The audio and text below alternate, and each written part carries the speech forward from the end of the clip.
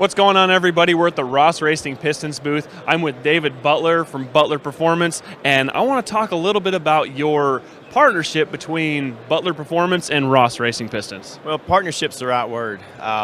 We've been with these guys since we've been in business almost. My dad, Jim Butler, started Jim Butler Performance back in the 80s, and Ross Pistons were the first custom piston company that he made a deal with, went to. Still remember the first time he was able to order 5 sets at one time. Had to pre-sell them before we could order them, but that led to us being able to make kits for Pontiacs readily available to our customers, and Ross has been a huge part of that ever since.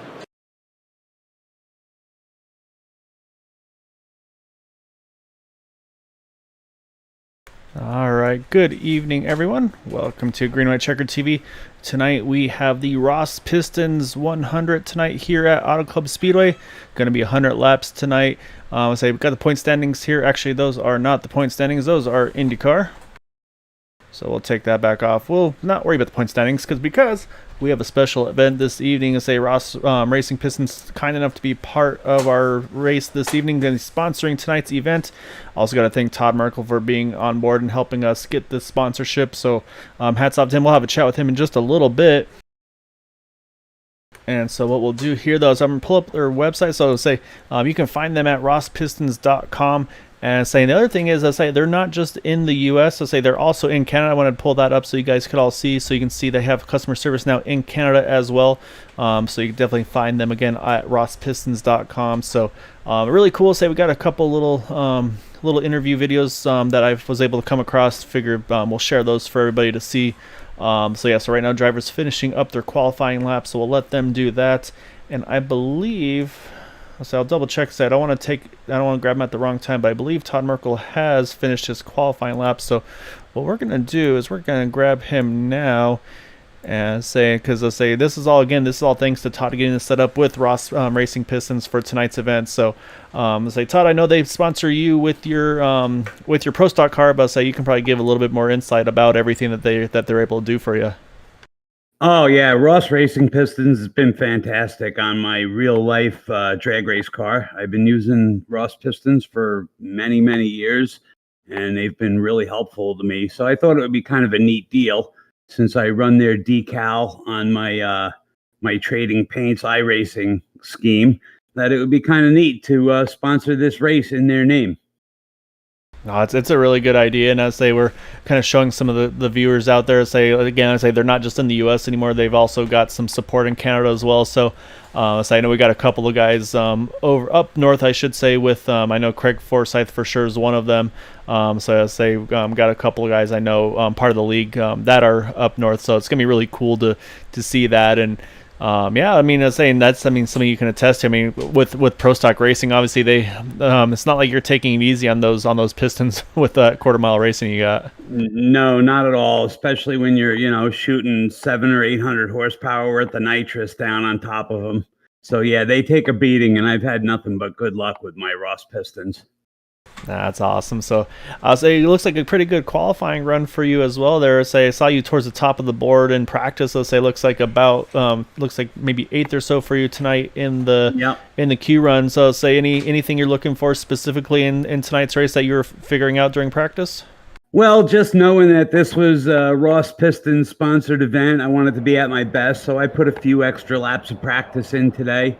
I was pretty good in practice. I was up towards the top. I don't normally qualify too well, so 8th qualifying for me is actually pretty good.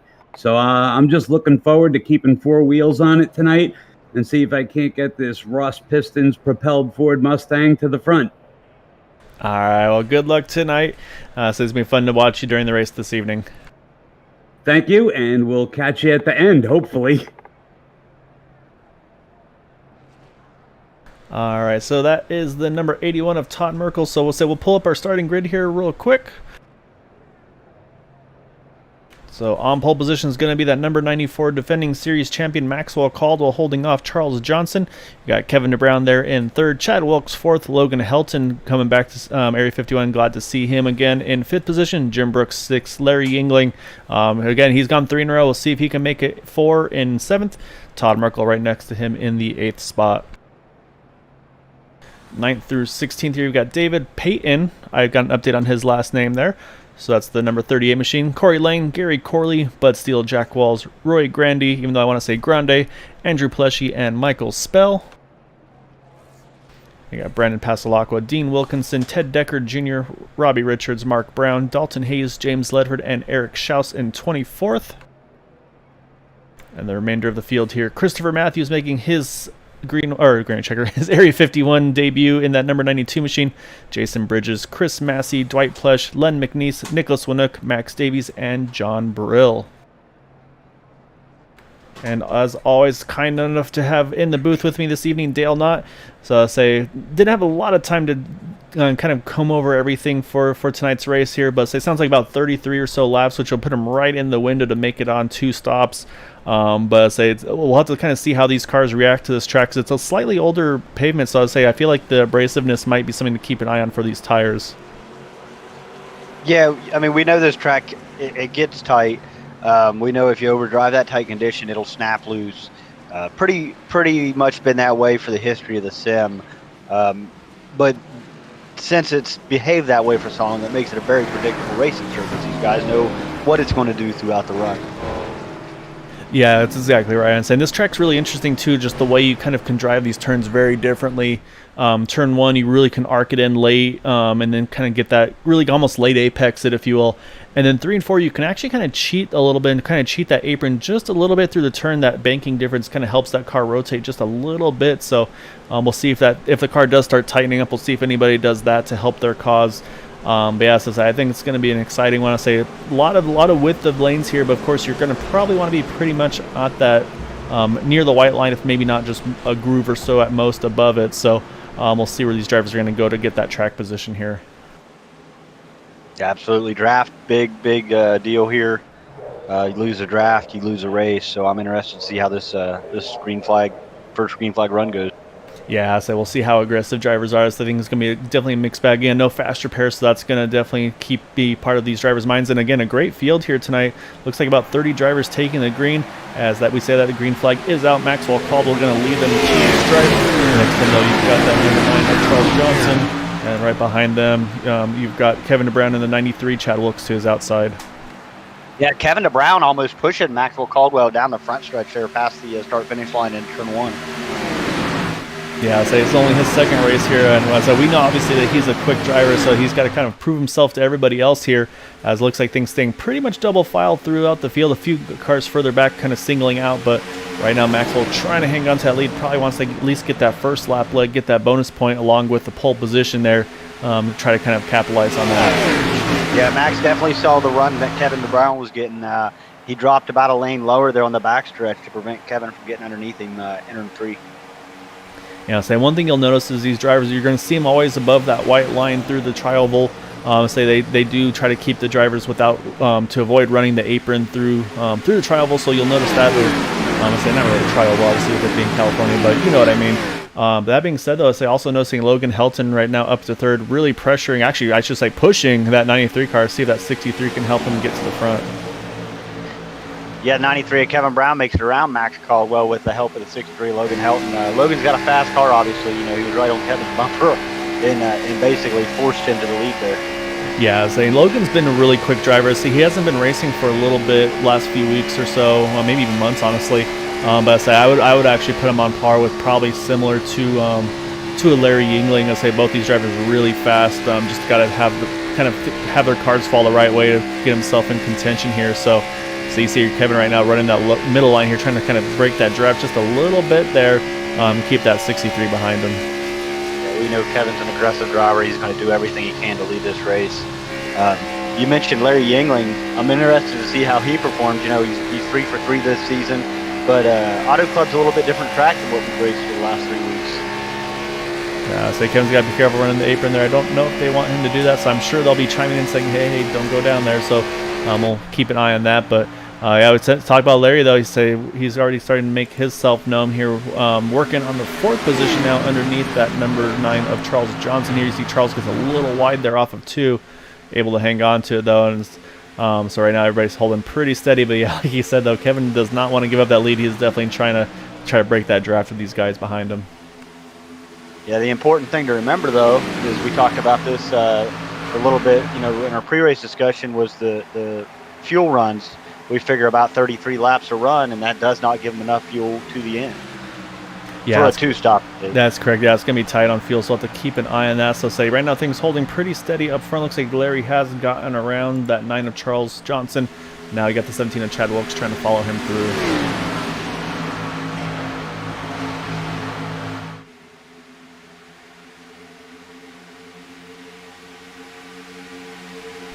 All right, so keeping an eye up front. So now it looks like you see Logan Helton. He's got to the outside for the moment, I should say, but now he's going to try to cut it down. I think we'll see the over-under here. Trying to jump underneath him here out of turn number 4. Logan Helton going to try to grab the lead here out of turn number 4 as they come across the line. Looks like that lap will be led by that number 63. Now he's got to try to complete the job, though, as they head off into turn number 1 here.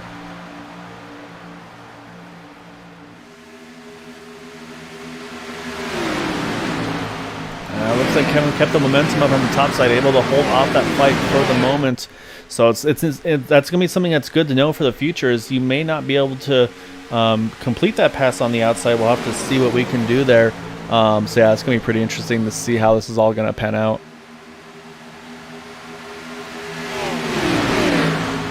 Yeah, so now actually, though, it looks like Dale say you see Larry Yingling, say with all that fighting, he's kind of starting to join the mix and try to get up there. So it was just 4th a lap ago, so now he's working on getting all the way up to 2nd here. Yeah, showing Larry in 2nd that time by puts him up 5 positions, and so far the biggest mover of the race. Yeah, I'm not surprised, but at the same time, I kind of thought he might try to save his stuff a little bit more and then go after it later. One driver actually I'm noticing that isn't in the group here. Actually, I'll hold off on that as we're 3 wide down the backstretch. You see Chad Wilkes shoving the 94 Maxwell Caldwell on by. And so I'm noticing here, Dale, is that inside line, yeah, you get the momentum through the turns, but you got to get that power down on exit. And while this is going on, this battling is really helping out our leader, that 93 of Kevin DeBrown. Yeah, and what Kevin's got to worry about is the draft. I talked about how you lose a draft, you lose a race, and the battle behind him is really proving that. These guys are getting huge runs coming off the corner and down the back and front stretch for that matter. Yeah, saying we'll see a perfect example of that. You'll see here that 63, Logan Helton's kind of on the top side. But if you look, the momentum actually doesn't get as much momentum as I expected there.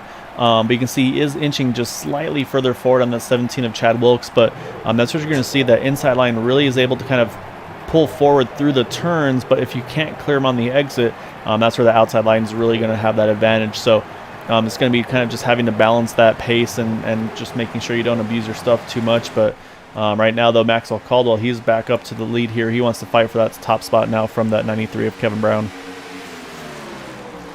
Yes, kind of surprised to see Max jump so low going into one like that. I don't think it's going to pay off here going down the backstretch. But like you just talked about, 3 and 4, that move can work. It looks like he's actually got a decent run coming at him. Yeah, he got a really good exit there out of turn number 4 or turn number 2 there. So he's going to peek inside. Looks like entering turn 3 here. We'll keep an eye on these two. As say it's also bringing into the picture that number 17 of Chad Wilkes as well. Larry Yingling's been able to kind of solidify himself into the 4th spot. And yeah, so you can see, I think Kevin's going to kind of get ganged up on here by these guys. You see them all running the inside line, pretty much just tandem drafting down the front stretch here. Looks like it's going to push Maxwell to the lead. Now it's going to be up to those two also to try to clear that 93 car. Yeah, while they're pushing each other down the straightaways, it really increases the speed at corner entry, and it's definitely going to cause some excessive tire wear. Yeah, so that's the thing is whoever's up front kind of by themselves, they're in a good spot here. So like right now, Maxwell is loving life. Let's say things are looking good for him. The other thing this is doing, though, is this is bringing a few more drivers to the party. You see Todd Merkel, again, Todd being a paramount to kind of having this Ross Racing Pistons event put on this evening. He's joined the party here, and then also you see David Payton there in the 38 car. And actually, as I say that, we have a caution. I believe it may be with the 68 there of Mark Brown. Oh, actually, I see one more. Trying to catch. Oh, it looks like the 88 of Michael Spell, I believe. Looks like a little bit of rear damage to that number 88 machine. Not too terrible, so I think he's going to get away with it pretty well. Oh, is he trying to get the power down there? Let's go back and see what happened to bring out this caution.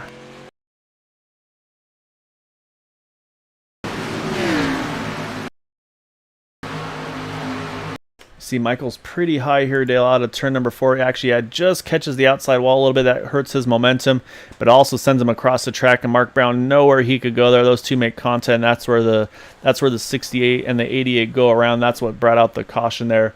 I say we're going to keep an eye. So I think that's where the damage was. Mark Brown, though, say we see him heading towards the inside pit wall. Does catch the pit cone, but it looks like as a whole, I'll say, could have been a lot worse than it was there. Say both cars mostly just going for a spin there, then getting everything righted back in the right direction there. So I think a little bit of damage, obviously from the 88 hitting the wall, and of course getting hit behind from the 68 there. But actually, now that I say that, though, we've got the whole field here heading down the pits, except for it looks like a couple cars staying out. But I believe that might be to get some wave arounds here.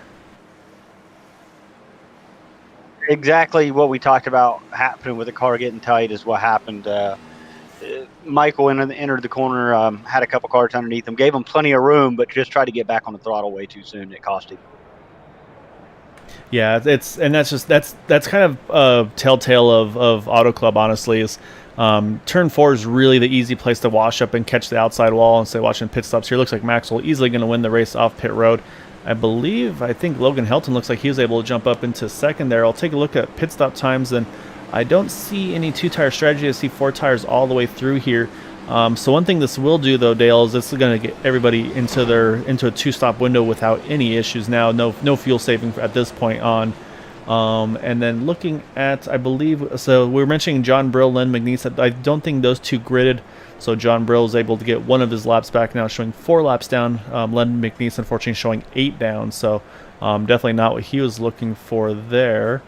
So what I'm going to do now is let's jump back over to our race leaders. And yeah, so sure enough, looks like Maxwell Caldwell going to come out with the lead. Logan Helton, though, going to jump up into second, though, through that pit stop.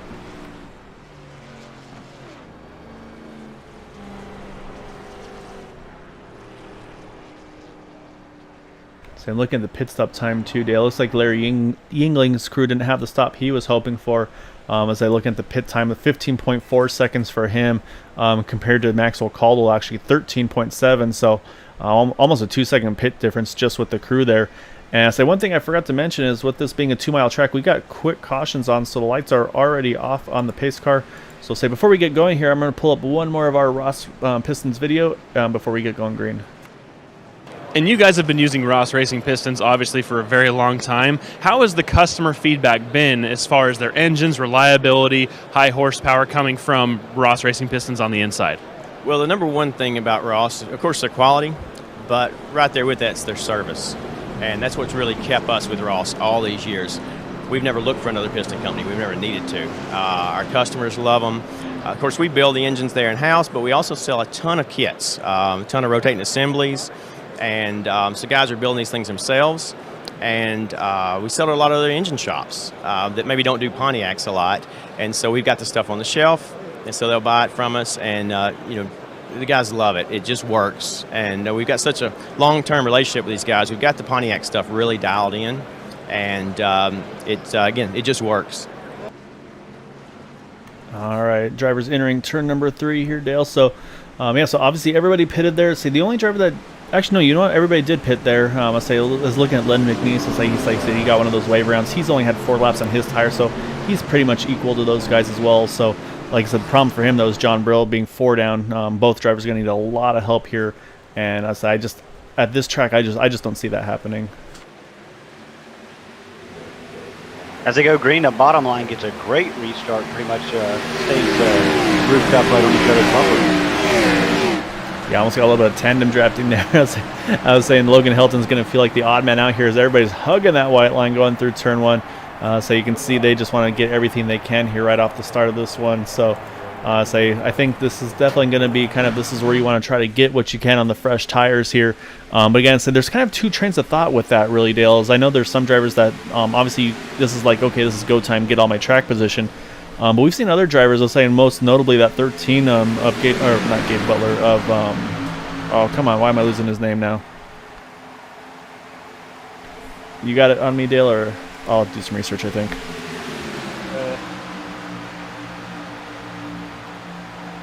I'll find it later. Sam, I always mix Gabe up for some reason. Say Gabe running our Sunday series, but I know it's the driver of the 13 car, but I can't. The name is drawing a blank on me right now, unfortunately. But anyway, he's kind of Mr. Tire Save, and so we'll see him always on the long runs. He'll be able to save those tires and then go full tilt at the end. And with the abrasiveness of this track, I just felt like this would be a good opportunity for some of these guys to take it a little easy early on, and then really go after it later on in the run. But definitely not seeing that so far on these restarts. Somebody we haven't really talked about yet today, Jack Wall's back there battling it out, up 4 positions, just kind of peeking his head into the top 10. Yeah, you're right, Jack. Right now fighting for the 8th position, it looks like, with Todd Merkel. One that also has snuck by us as well is actually one number above him, the 82, Andrew Pileshi. Andrew 15th to 6th right now, working on actually 5th, I should say, and actually now working on 4th over Larry Yingling. So Andrew's having a really good showing here early on. Looks like he might be able to clear that number 67, but as I say that, all the draft was up top for the moment. So again, that's where you're kind of hoping that those cars in front of you are going to kind of take your line so you can steal a little bit of a toe and work your way forward. Yeah, and you know, if he can clear him here in 1 and 2, Andrew will be all right. But it doesn't look like he's going to. Larry Yingling just gets a huge run through the corner, and Plushy's going to fall in behind. Yeah, I was the plus that Andrew had there was he had room to slide in there for position. So the problem is when you start getting pinned to the inside, that's where trouble really starts to come up. So I'll say he's able to clear him. But say David Payton, now you see him underneath that 63 of Logan Helton. That's where the trouble kind of starts, is when you can get to the inside of the car, but if you can't clear him, you're going to get pinned to the inside. You're going to lose momentum, and that's where things are going to really kind of go a little bit out under what you would like it to be. Top 5's really just kind of shuffling around the same group of drivers. They just keep shuffling the positions around throughout the corner. Yeah, so it keeps jumping around with who's the one leading that group at the moment. So it's a really good battle here, right for that 4th position. You see Chadwick's just able to clear over the 81 there. Yeah, this is a really good battle for position up here.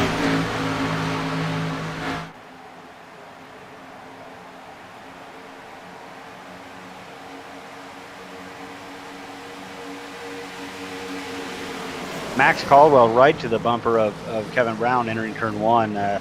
Kind of falls back there a little bit, but I think he's going to get a lot of speed coming off. As he does, he's going to be able to close that gap pretty quick.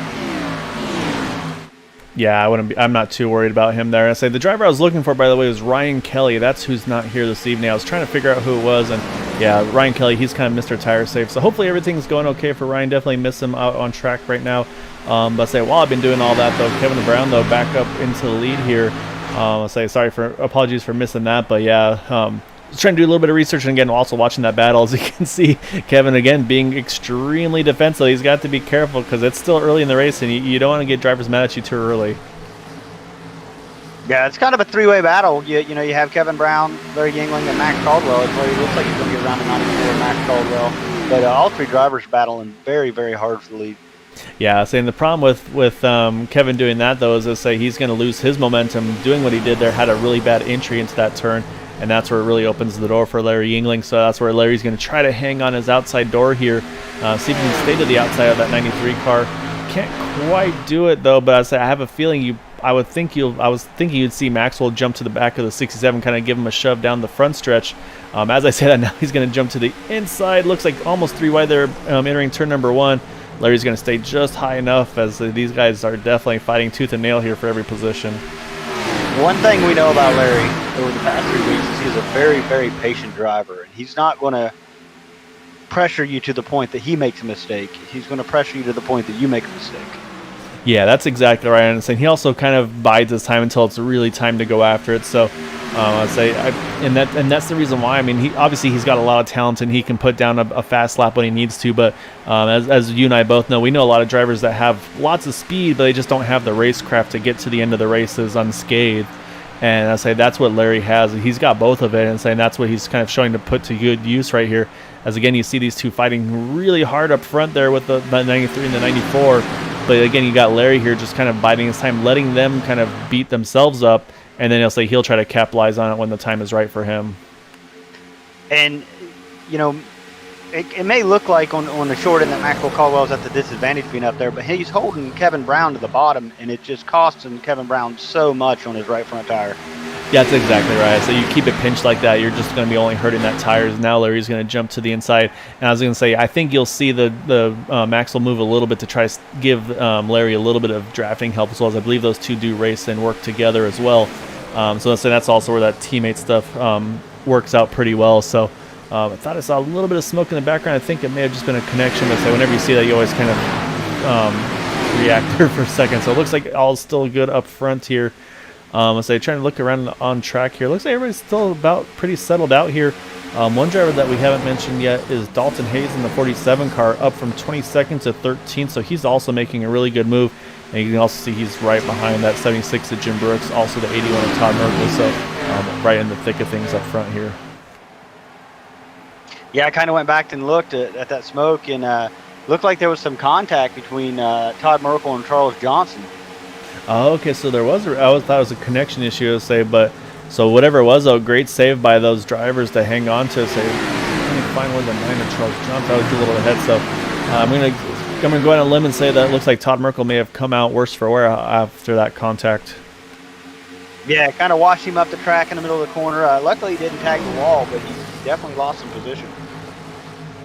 Yeah, it kind of explains the gap between those two, the 83 and the 9 here, two of the cars in front, the 17 of Chad Wilkes there right now. Those top 7 have kind of snuck away just a little bit there. As again, still kind of raging on just a little bit behind them. See the 12 car Robbie Richards in that SpaceX machine. He's got Bud Steele right there with him, Roy Grandy as well. And another one that's actually made some really big moves early on here, Max Davies started, I believe, almost shotgun in the field, 31st. He's up to 17th, so he's about pretty much cut his deficit in half here so far in this early on part of the race.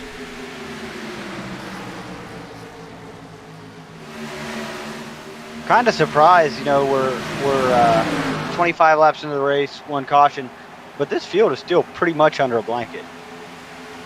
Yeah, they are. They are not giving each other an inch still. Kevin and Maxwell just going at it tooth and nail right now. And again, those top 7 have snuck away just a little bit. You see David Payton, he's up into this group as well in 4th position. And then as we had mentioned a little earlier as well, the number 63, Logan Helton, he's kind of moved his way back up. I think Logan may have actually saved his tires a little bit better at the beginning of the run, and probably David as well. I think that's what we're starting to see here. That's why they've been able to charge their way up towards the front right now. Yeah, absolutely. Being a little further back, still within reach of the leaders, but they're able to kind of run the line they want and where they feel more comfortable. There's fuel savings and tire savings that go with that. Yeah, watching, close there, actually a little bit further back with the 12 and the 47 there. 47 there of Dalton Hayes trying to help that 76 of Jim Brooks. Jim actually gets a little bit too hot there entering turn 1. He washes up on the exit. It's going to really make him susceptible for kind of a counterattack, if you will, from that 47 car. And sure enough, here he goes.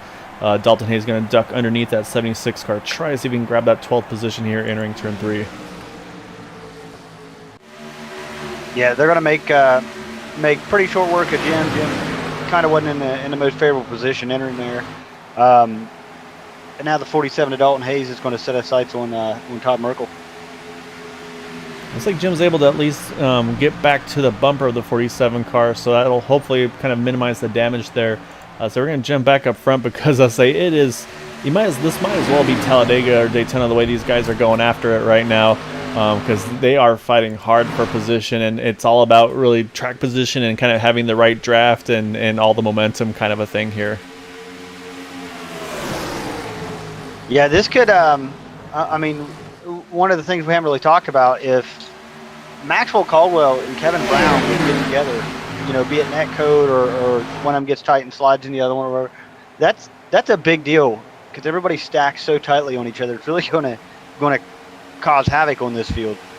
Yeah, it could definitely end in tears for a lot of drivers. You can see Larry Yingling actually pushing that 93 back to the front here. Then you see he's trying to tuck underneath the 94 Maxwell Caldwell entering turn number 2. But again, I think we're going to see that momentum again prevail on the outside line. And yeah, sure enough, he has to fall back in here. So Say even though right now they're running single file, it's really just about where the momentum is. And now Maxwell gets another run to the inside. He's going to send it there into turn number 3. Actually, a really good turn 3 there for Maxwell Caldwell. He's going to clear that 90, or sorry, for the 94. He's going to clear the 93. And sure enough, I had a feeling he was going to jump down there, try to pick up his teammate at 67. Now you can see they're kind of ganging up on Kevin again. Those 3 to the inside, and that 93 kind of pinned right now on the outside by himself. Yeah, Max Caldwell really gave Kevin Brown a lesson on that one. You know, he kind of faked him there going into the corner, shot low real quick, and got around him real quick. But now Larry England's up there going to challenge the lead. Yeah, so I wasn't surprised to see Larry. I was a little surprised to see, you saw how Maxwell did a really big arc there entering turn number 1 that opened the door for Larry to dunk underneath him. And I was saying with that, Max was able to hold on to it, but yeah, I mean, it definitely put him under risk for attack there. And I say now again, Kevin just wasting no time, got the momentum on Larry. He's going to jump again back to the inside. And I say they're not quite 20 laps into this fuel run, but I feel like tire wear should start kind of showing its head a little bit soon. And you can see this has definitely brought a few drivers into the mix now. You see the 83 of Jack Walls. You'd mentioned him earlier. He's now up into 8th right there as well. And Brandon Pastelacqua, I haven't talked about him yet tonight. He started 17th. He's up into 9th position. So I say that 7-car breakaway is now turned into a 9-car breakaway here. And it really shows the skill of these drivers. You know, everybody's right on top of each other, not losing time to one another, running different lines through the corners, but really staying grouped up together. So to me, that speaks a lot for their skill. Yeah, I say they're doing a good job keeping off each other. As I'm sure at the moment, let's say probably a couple of them aren't the happiest with each other, just how aggressively they've been racing. I'm sure there's a few different thoughts and strategies of how you want to run this race, especially like we're only about a third of the way through here as we're on lap 32 now. Again, it's a 100-lap race here, so I mean, we've done sometimes a little bit shorter races at these 2-mile tracks to say, but again, with Ross Racing Pistons being a part of this, so I wanted to do a little bit special event, make it a little longer, say make these drivers have to earn their keep, if you will, a little bit more as well. And saying if they keep racing like this, I think it's going to be well worth it. Yeah, coming up, 32 laps in, last pit stop on lap 11. The guys are going to start thinking about green flag pit stops here very soon, probably within the next 10 to 15 laps. Yeah, exactly right. So if that 33 window is accurate, I'd say they're going to have about 10, maybe 12 laps at most that they can go. And that's going to be the other question too here, Dale, is what do you do? Do you try to split the run exactly in thirds? Do you try to run it as far as you can and then pit? Do you try to pit once you're in your window and kind of take advantage of the fresh tires? Because lap times have fallen off by about 2.5 or so seconds, I would say, over their best laps right now. So a lot of times I know sometimes short pitting is tempting just because you want to use those fresh tires and make up big chunks of time. But I've also really seen it where you pit later and yeah, you lose a little bit on the short run, but on the long run, it seems to be a really big benefit. If it's me and I'm making that call, I'm telling my driver from where we pitted last, we're going to go at 44 and we're going to go at 77. You know, if we can make it those 33 laps, we're going to go 44, 77, and we might not have enough fuel to do a burnout at the end. But to me, that's the winning strategy right now. I'll have to keep an eye on that. Oh, you see Logan Hilton and try to squeeze that gap in front of Maxwell Caldwell there. Saw Logan there was actually battling for the lead, but again, lost the momentum on the exit. Couldn't get around, I should say, Kevin Brown there in the 93 car. So right now, whole thing's holding steady up front.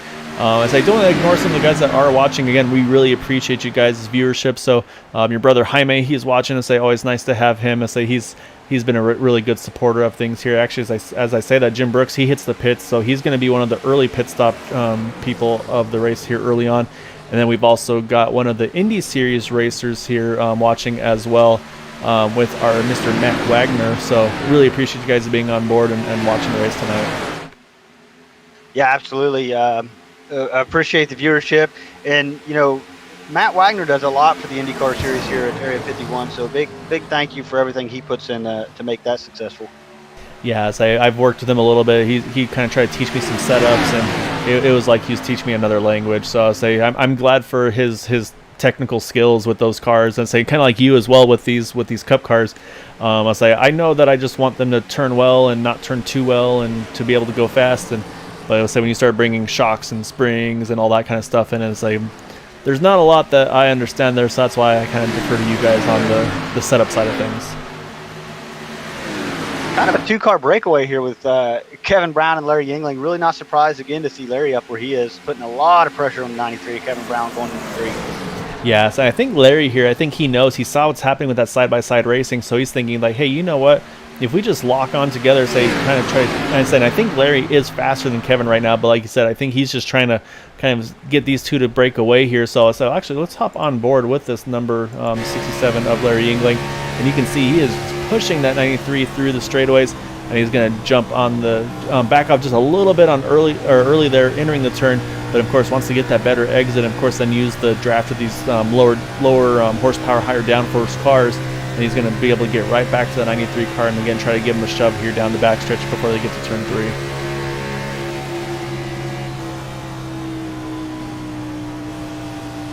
Yeah, later on as the race progresses, you get to about lap 95. Those shoves are going to start getting a lot more fierce. You know, they're going to get more of shots. Like, hey, bud, get out of the way. I'm trying to go.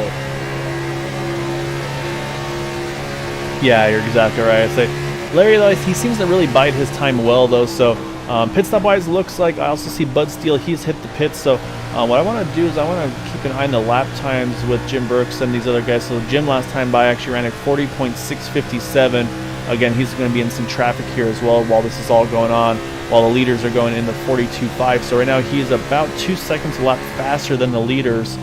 Is a trapped a lap down at the moment. Just right now looks like he's got himself in some clean air behind the 9 of Charles Johnson, so he's right around the top 10 track position wise. So we'll have to see how that's going to pan out for him. Again, he's going for the early pit strategy to see if that's going to work out for him. And the one thing he does have going for him is the fact that he is right now the first car lap down, so if something's to happen and trap him a lap down, he'll at least be in that wave around position.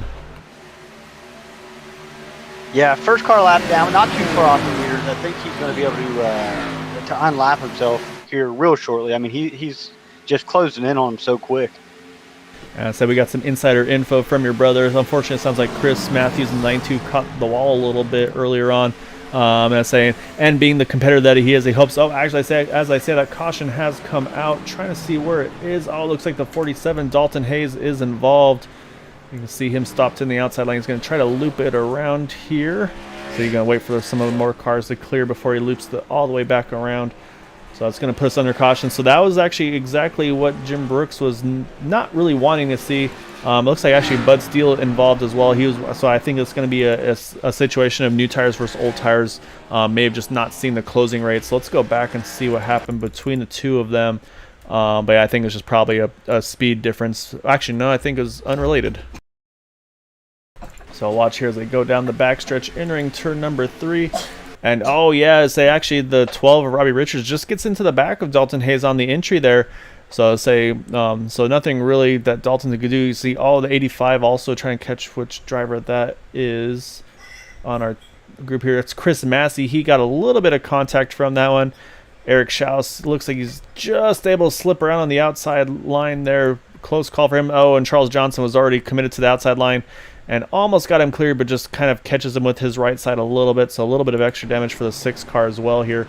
Is back up and running again though. However, we have pit stops here, and they are going to be led off by that number 93 of Kevin Brown.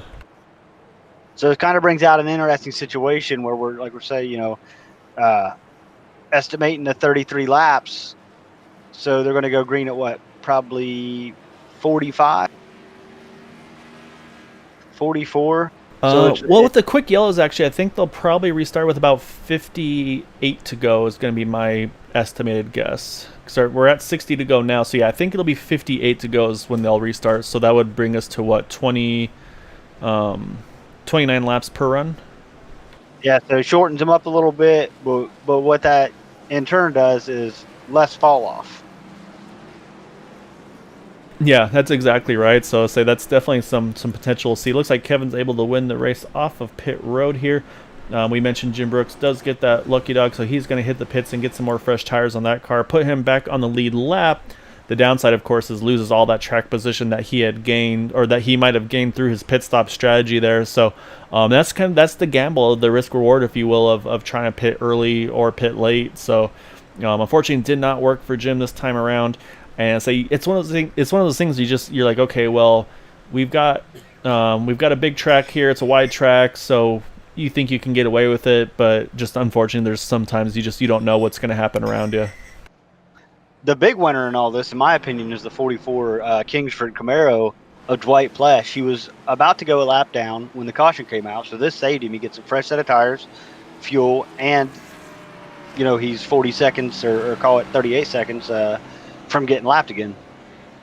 Yeah, that is big helpful for Dwight. I say Dwight's one of those drivers where he's kind of just out there running his own race. He doesn't want to be battling hard early on. I say he's one of the drivers is really able to keep it clean, likes to go off strategy, and then try to really kind of capitalize on things at the end of these races. So I have a feeling what probably happened to Dwight was he probably lost that draft early on. Like you said, if you lose that draft, you lose the race. So I think that's probably what we saw there for him is he probably just lost that draft early, and then from there you just don't have that momentum that like we had talked about.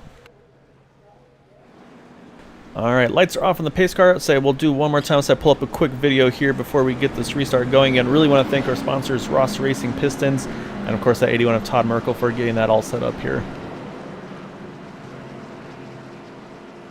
And to having a successful program, that's something that's key, is having something that's repeatable and a history so you know it's going to work every single time for every single customer. Absolutely, and that's what we've got. We've got the consistency. Chris and I over at Ross, we've literally made thousands of pistons together, thousands of sets of pistons, and so at this point, he knows what we're looking for, and we know what works. They provide it consistently.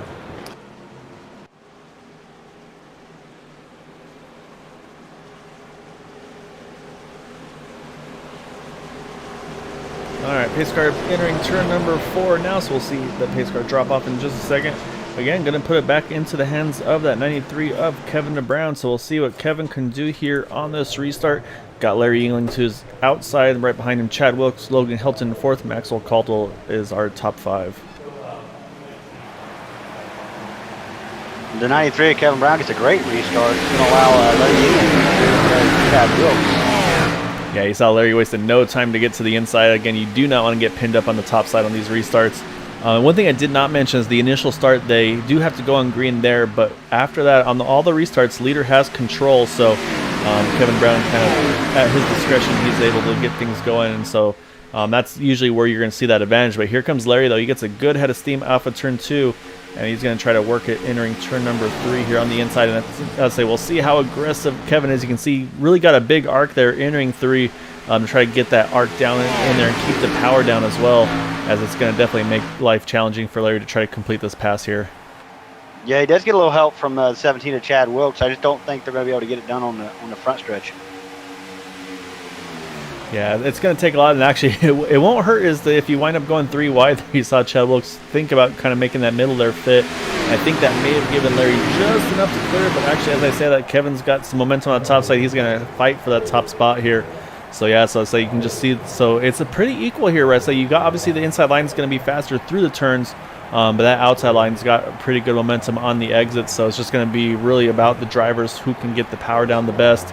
And of course, though, like we mentioned, draft is going to be very important, so kind of who can get that help when they need it the most. Yeah, they've got the 23 Brandon Path Blackwell a little further back, racing with Todd Merkel in the, I believe that's 38.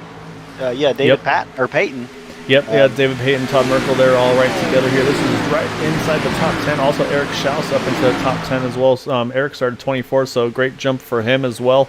I say again, he's kind of one of the more of the IndyCar guys, but every so often we'll see him kind of jump in these stock cars, and so he usually does pretty well. So he might not be as dominant as he is on the IndyCar side of things, but say if it's got 4 wheels and he can get to wheel it, so you'll usually see him challenge as well. So I think Larry finally was able to at least get a lap led in the 67. Don't know if he had led a lap prior to that in this race. So, but again, just cannot clear that 93 though. So he's doing everything he can, just can't quite make it happen. And so that's again, that's the risk of also now being careful about burning up that right front tire, like we had talked about earlier. Yeah, it keeps they get such a good run. Larry and Kevin Brown get such a good run through the center of the corner. But Chad Wilkes has been able to reel him back in down the straightaways. Yeah, and I think what Chad might be doing, he's in actually a really good spot here where he's obviously got plenty of draft off of them, but he's also got some breathing room to the guys behind him. So, again, I've seen Chad, he really likes to try to save his tires early on in the runs here. But obviously, when you're in certain situations, you just can't quite do it. And actually, this time Larry is finally able to clear that 93 of Kevin DeBrown while we're watching from the back of that 93 car. So now we'll see if Kevin's going to try to return the favor entering turn number 3 or not. But I'm thinking I see here, though, if I'm that 17, is you try to just kind of keep balancing what you're doing right now and just stay in touch, but stay single file. Don't bring your stuff up because actually right now you're kind of leaving these guys behind you here, these top 3 sneaking away a little bit. I think this is a really good opportunity here to try to save some tire and then really kind of capitalize if these guys keep fighting like they were, where they might start be beating themselves up a little bit here. Because also you see a little bit further back here, you've got a really big gaggle of cars with Andrew Pileshi there, Logan Helton as well, Maxwell Caldwell, I believe David Payton's right there, Charles Johnson, and Todd Merkel, like you had mentioned. Yeah, and I'm kind of surprised to see Max Caldwell back there in that group just because he was so dominant early on.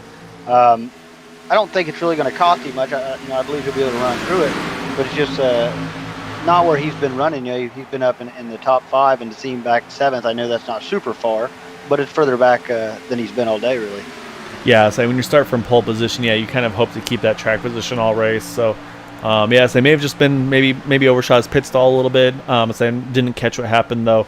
But say any little bobble that you have, I mean, it just kind of just exponentiates when you've got these cars all just so close together, especially during a caution pit stop when everybody's all right together, bundled in here. So.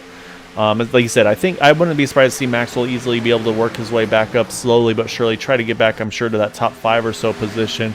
And then again, it might be a little bit of a strategy call as well for him, maybe trying to take it a little easy. Maybe he felt like he was fighting too hard early on, abusing his stuff, whereas now he can try to see if he can go a little early, easy on, to then have that top end speed at the end of the run. So we'll definitely keep an eye on him as this run unfolds. Yeah, and last run we had about a 2-second fall off. Max Caldwell certainly tracking that, and probably thinking, hey, how can we reduce this a little bit? And actually, one thing I am noticing is if you look at the back of that 94 car, he's got a little bit, looks like he got pushed in a little bit there, so looks like someone may have gotten into the back of him as well, possibly at pit entry or possibly just when everybody was all stacked up together early on these runs. So that may have played a role in as well, where he lost some of that track position. Pit stop wise, looks like he had a normal pit stop length, so I don't think he had to stay longer to do any damage repair. But yeah, definitely something to keep an eye on. As actually, we've already crossed the halfway mark in this race here, Dale. So we've got 50 to go now. Yeah, 50 to go, and one more required pit stop. Yeah, so if there's a caution, I think we'll definitely see some strategy. I don't think you'll see anybody stay out, but maybe if it's a later part of the run, maybe you look at 2 tires instead of 4. There's always a lot of strategy calls that can go on there. And right now, those top 3 still kind of sneaking away. You can see Andrew Pileshi, though, he's trying to close that gap.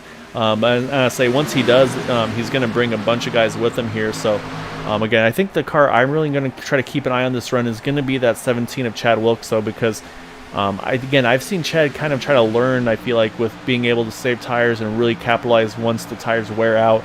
He's had a few races where he's tried it and it just hasn't worked, so he's decided just to go after it. But I feel like where he was at the beginning of this run, I think he may have been in a good spot to save a little bit of tire there, to then be able to take advantage of him as this run progresses.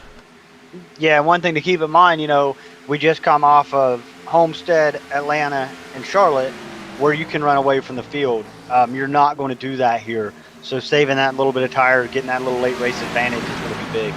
Yeah, it really is. And as we're talking about Andrew Pileshi, he is there. So say we've turned that 3-car breakaway now into a 5-car breakaway, which is going to become a 7-car breakaway, and so on and so forth. So say that kind of the whole accordion thing, everybody's all bunched together here. So one thing I want to try to do is say I don't want to ignore some of our other drivers in the field, as I always feel bad trying to run through everybody here. I don't think we've talked about Corey Lane yet in that number 10 car. Corey right now showing in 14th position, started in 10th, so running right around where he started. And right behind him, that number 2 car on track is Jason Bridges. Jason started 26th up to 15th here, so a good run for him as well in that discount tire Ford. James Ledford right behind the 48 car is in 16th, started 23rd, so also a good run for him. Gary Corley right there with him as well in that number 65 machine. Started 11th, 17th right now, so dropped a few spots, but again, it's still a long ways to go, so wouldn't be surprised to see Gary recover as well.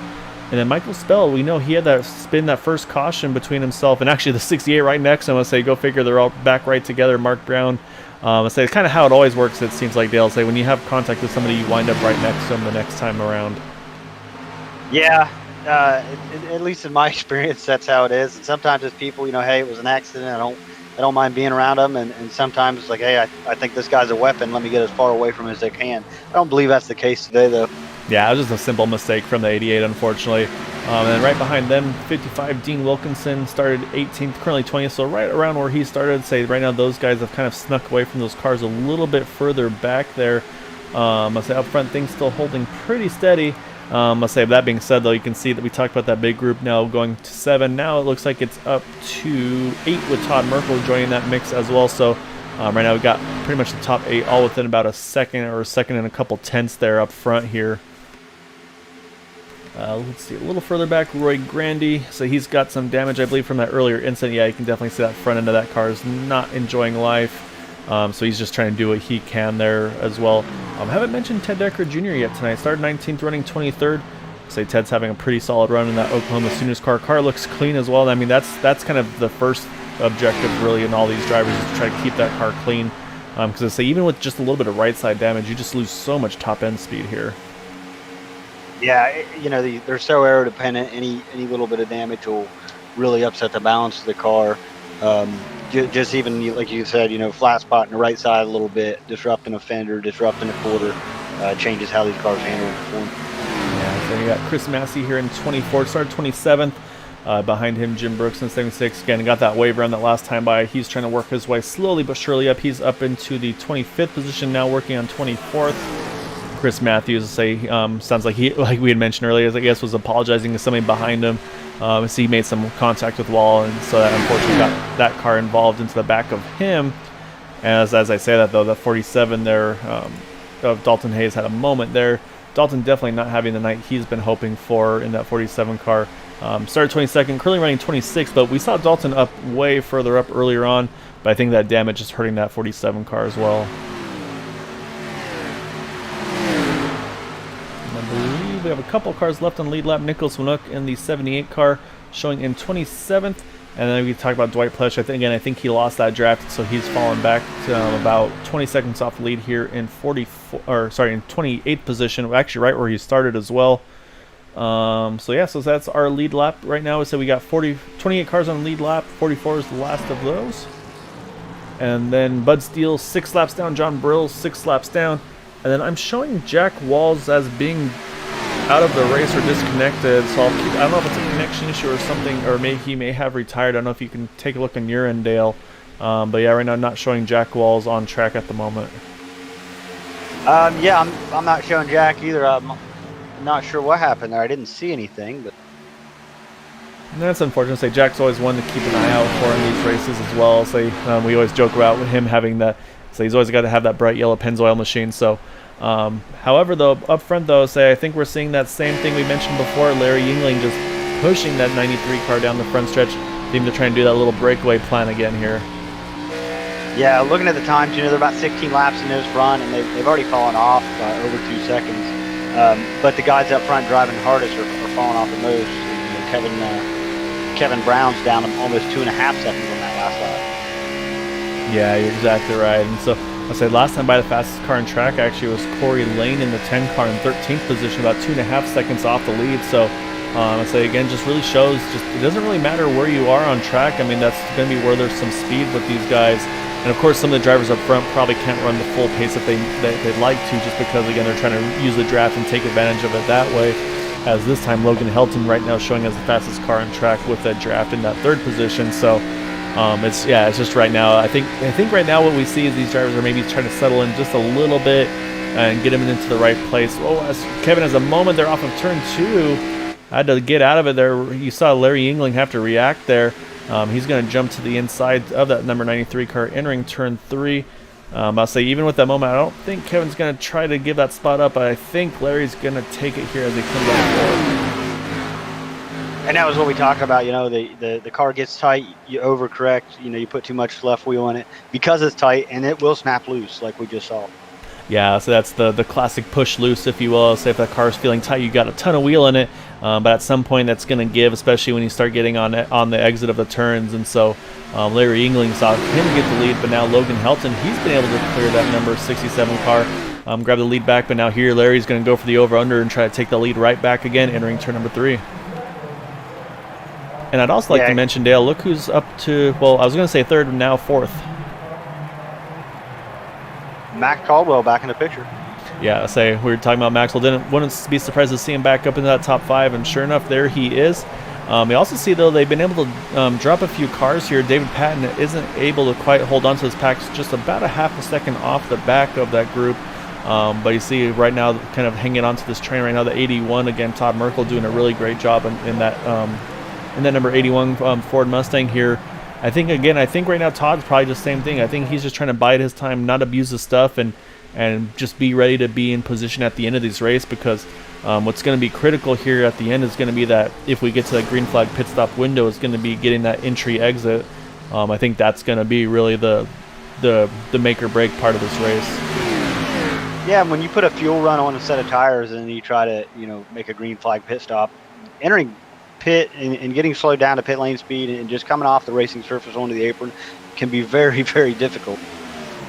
Yeah, any of the tracks, even like Daytona Talladega, you have to hit your braking point exactly right, otherwise you risk losing a couple seconds and such. Right now Larry and Logan having an awesome fight here for the lead right now. Kevin now getting behind the 67, pushing him down the back stretch, returning the favor as they enter turn number 3, going to give just enough for Larry to complete the pass. But now Kevin's going to get pinned to the inside, probably won't have the exit speed he wants out of turn number 4. Now he's going to have to slide up in line, but that's going to give Max Caldwell a chance to drop below and fight him for third. Yeah, here comes Logan Helton. He's going to jump underneath Larry Yingling, try to get the lead back into turn 1. So it seems to be just kind of every time driver gets a run, they want to jump to the inside and use that momentum to get the pass done. So again, you see Logan, he's going to get the pass cleared here off of 4, but he just doesn't have the momentum on the exit. But this time, though, Larry Yingling's going to have the 94 Maxwell Caldwell blocking him, but Larry is just able to clear Maxwell there, and he's going to send it right back into turn number 3. Yeah, one thing's happening, though, is everybody's running, side by side up here in about the top 7. It's going to allow the groups behind to catch up. They're definitely way slower running this way. Yeah, so I want to watch the lap times here. I think you're exactly right. So the last time by was the 42.5s. This time was a 42.4, 42.5 again. Andrew Pleshy there kind of in the back of that group with the 42.3. So it's definitely able to keep him up in contention here. Is again so tight between the two of them there off of turn 2. Larry, I think, had to lift just a little bit to make sure he didn't get into the back of that 63 car. Now Logan Helton's going to try to grab the draft of that 94 and help him get around the 67, I should say. Yeah, everybody's kind of starting to line back up. It looks like, but it's only going to last for maybe a half a lap. And then everybody start moving around and trying to get position again. Yeah, that's exactly right. They settle in, it's like, okay, they're single file, they're probably going to take it easy here, and then go right back at it again. So one thing this has done, though, actually, is David Payton, that 38 car, he's come right back into this group. So you're talking about that bringing drivers back into it. We had saw David fall off just a little bit there, and so now he's right back into the thick of things here. Easily got the draft as well. Charles Johnson's probably hoping they'll fight just a little bit harder to help him get just that little bit closer to really pick up the draft of their cars, because he's just a little bit off of what they need to be right now to be able to really take advantage of that draft here. As actually, I see the 76 of Jim Brooks in here. I feel like this is an early stop. Don't know if it's scheduled or not. We'll take a look at the 76 car. It looks to be clean. So maybe just trying a really short pit run here, or a really early pit entry here, and see what it does on the long run. Maybe just hoping it'll cycle through long enough where they have to pit and then a caution comes out. We'll have to wait and see on that one. But I feel like him pitting here with 34 to go, or yeah, I think 35 to go actually. That was going to be a little bit tight for him, I feel. Well, you got to remember that Jim pitted early last time. Kind of got trapped, lap down, had to take a wave around. So he's on older tires. I think that's kind of dictating his strategy at this point. Yeah, it's possible. Maybe he just feels like I got to do something different at this point in the race. So we'll keep an eye on it. It looks like he actually was able to get out in some clean air, so that's going to definitely help his cause there. But yeah, so right now still Logan Hilton holding things up front. And you also see Andrew Pileshi looks like he's starting to fall off just a little bit there in the 82 car. He's trying to get help from David Payton, it looks like, as he's going to try to push him around the 81 of Todd Merkel. Again, right now we've got our top 8 cars all here on the lead pack right now. But things are definitely starting to string out just a little bit here on the very tail end of this green flag run. Yeah, absolutely. Definitely a bigger gap between these top 5 than we've seen all day. Yeah, and I think we're seeing also looks like Kevin, he's starting to lose the handle that number 93 car just a little bit now. Again, pit window's probably just about to open now here as we have 32 to go. So I feel like that pit window's probably just about here where you feel like you can safely make it. I see the 18 of Roy Grandy, he's hit the pits as well in that number 18 machine. Again, he had a lot of nose damage, unfortunately, on that car. But yeah, so now the question is going to be of these leaders, who will blink first? Again, they could probably go, I want to say like 5 more laps, probably full, to stretch it full tank of fuel here, which I don't know, if I'm in this lead pack here, I think that's actually what I would do, is I would try to run it all the way out, just to be able to have that little bit of fresher tire than these cars in front of me. That being said, of course, that's if they don't do the exact same thing. Right, and you know the tires have leveled out, and they've been leveled out here for about 15, 17 laps, so they're not really losing any more time lap to lap. Yeah, it looks like one of the first drivers towards the front there, Charles Johnson, hits the pits. I believe Charles was in the 9th position, I believe, when he pitted, so he's going to be one of the first drivers up front to hit the pits, so we'll see what he's able to do with that strategy. As you see Logan Hilton, though, trying to break the draft of Maxwell Caldwell here down the backstretch, just to avoid any late lunges here from that 94 entering turn number 3. Yeah, 93, Kevin Brown's going to drop below 17 to Chad Wilkes. Not going to be able to complete that pass. He kind of lost a little bit of time on him there. Yeah, so I was all talking about Kevin losing the draft a little bit, falling back a little bit, and then he goes right back and tries to gain some spots there. So, just shows, maybe you missed a turn or something like that where you lose a little bit of momentum, and I think that's actually a telltale how important it is to hit your marks lap in and lap out, because if you don't, that's where these guys are going to start gapping you. Yeah, especially this very, very momentum-based car and track. So, it's important to hit the marks every time, every corner, or you're definitely going to, you're going to suffer. Yeah, I'm watching Logan, and I really like what he's doing. You can see he kind of gets a late entry, kind of just about hits that white line, kind of like you said, that right at the apex, maybe a little bit late apex, if you will. And you can see, he's doing a great job of hitting his marks, and it's really preventing these guys from getting these big charges on him, because he is getting such a good exit. Even with kind of being the one to break the air here, you can see their enters right around the 3rd lane here. But you see how early they hit the low line, but you wait for Logan, he hits that white line, or maybe just a little bit above it again. But he hits it about, I would say, I don't know, I feel like almost like feels like about a couple hundred feet later than they do. Yeah, and it's really giving him a good run off, as you can see in the times. His last time by, he was a 42.575, about a tenth, maybe a little less up, yeah, say just under a tenth. But again, you're the one leading here. You're the one kind of breaking the air, and everybody's able to have that cleaner air of the draft to tow you up a little bit closer. So I think what Logan's able to do right now, again, tires are a little bit more worn, but I think he's doing a phenomenal job. Again, you can see him actually this time misses the bottom a little bit. That might open the door up for Maxwell Caldwell here. As you can see, actually Maxwell gets right to the back bumper of that number 63 car, and it looks like he's going to peak low here entering turn number 3. Yeah, Max Caldwell definitely had to lift coming out of 2, so he didn't run the 63 over.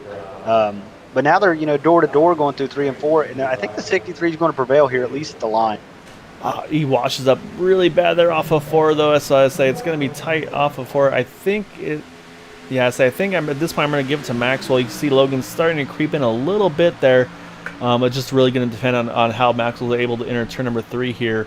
And Logan actually, he sends it here into turn number 3. So like you said, I think you're right, though. I think he's going to be able to hold this momentum on the top side, keep that 94 pinned down, and is going to hold onto this lead again this time by. Yeah, but the way he, being on the top side there, and the way he entered the corner, he really controls what Maxwell Caldwell is going to do. At that point, it's not up to Maxwell Caldwell, because if Logan Helton doesn't move up, Maxwell Caldwell has to lift out of the gas. He has nowhere else to go. Yeah, that's exactly right. So, and we're going to see Superman here in just a moment. The number 9 of Charles Johnson, fresh tires there. Hopefully the leaders see him. Oh, we see almost contact between the two of them while they're trying to give that 9 room. Again, right now, that number 9, Charles Johnson, has fresh tires. He's going to get himself back onto the lead lap. As close quarter there between the 63 and the 94. Actually, it looks like they rubbed fenders just a little bit there. I think both those drivers just weren't in their normal racing groove. That really threw them off their normal momentum, almost the routine, if you will. And say really hurt the 63. It looks like Maxwell is able to capitalize and grab the lead back here, as we have 75, or we're at lap 75, 26 to go, 25 here at the line. And I say we're on lap number 35 of this run, Dale. So again, I think that pit window is just about to open for all these leaders, and it looks like they are all pretty much stretching it to the end right now. Yeah, you want to really get a visual representation on how bad the tires get destroyed here. You know, the top 3 cars here all have white on their paint scheme, and you can just see how dirty and how black they are from all the rubber that's being laid down. Yeah, so the new tires were sold. Look where Charles Johnson, he's a half a straightaway gone from these guys already, just in that one lap there. So that just shows what these tires make a difference of. Here comes Jim Brooks as well. Again, he was one of those ones that pitted early from towards the back of the field. And so now that I see these guys are on lap 36 of this run, I'm not feeling as bad about Jim Brooks. I see Logan Helton. Looks like he's going to peel in here this time. Nope, he's going to jump to the inside line. It looked like he was kind of planning there for a pit stop. So it looks like these guys are all kind of, again, trying to play chicken almost a little bit with each other of who's going to pit win. Those that have pitted, though, now are Todd Merkel, though, Brandon Passalacqua. I saw both of them make pit stops there from that lead group. David Payton as well. So I'll say those are going to be some drivers that are going to be pretty interesting to see where they line things up. But right now, though, say that little bit of a miscue with Charles Johnson that's really hurt that number 63 of Logan Helton, as he's fallen back to 4th place now under attack from Kevin DeBrown there. And see also, again, we got Jim Brooks there in the fresh tires in that 76 car. Yeah, Jim, probably another straightaway or two. Jim's going to have his lap back, and he'll be in good position. It's the 67, we got 3 the coming 63, in. and a 93 pit. Yep, 88's coming in as well. So we got 4 of the leaders there. It's going to leave Maxwell Caldwell, Chad Wilkes. They're going to stay out here. They're going to be shown as 1-2 here up front. So we'll see if they have to pit this next time around, or if they can maybe stretch it even a little bit more. We haven't really talked about Chad again. I feel like he's been just trying to save his stuff here. So I'm wondering, you can see he's closed right up to that 94 Maxwell Caldwell. So you almost wonder if Chad can go another lap. Would he take advantage of that or not? So right now, of those that pitted, I'm trying to see who's going to be shown as the furthest up of everybody right now. I feel like it's going to be Charles Johnson. So we'll wait and see. Here comes the 94. Actually, Maxwell Caldwell is coming down low early here. I wonder if he ran out of fuel possibly, because that seemed like a really early entry there. You got the 17 Chad Wilkes right behind him there as well. So there's our last 2 of the leaders to pit here. So now it's all about where everybody's going to cycle through. And I'm going to jump over to the number 9, because I believe Charles Johnson is going to be shown as our race leader as these pit stops cycle through. Again, he pitted a lot earlier than these guys, probably about maybe almost 10 laps earlier. But he's going to come out with a pretty large lead if I'm not mistaken here.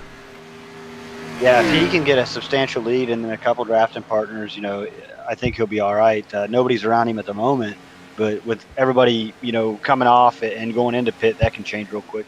Yeah, so the problem is, like you said, he's off by himself right here. And yeah, sure enough, Charles Johnson now shown as our race leader here. I believe it looks like Logan Helton, David Patton, those 2 might be right now our 2nd place drivers here.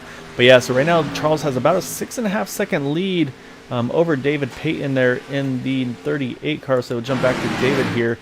You see him, Logan Helton actually also had a really good pit stop. He's been able to clear Larry Yingling by just a little bit there. And you can see just the whole field here is really mixed up right now, Dale, just because of who pitted when. You see Corey Lane there is in 5th, Brandon Passalacqua, Todd Merkel 6th and 7th, Robbie Richards in 8th. So I say it's a really mixed bag right now where these drivers are, and this could come into play for some of these drivers that had that early pit strategy. Yeah, absolutely. Like you're saying, it's a lot more jumbled up than it was. You have a lot of varying skill levels running together now. So guys who are used to racing around people who might be a little bit faster, run a different line, now they're going to have to adjust.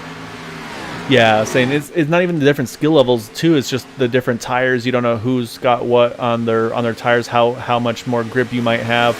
And these are guys you just haven't raced with all race either. So I mean, if you're Larry Yingling, if you're that 63 Logan Helton, you're going to at some point be with some guys that you haven't raced with earlier today.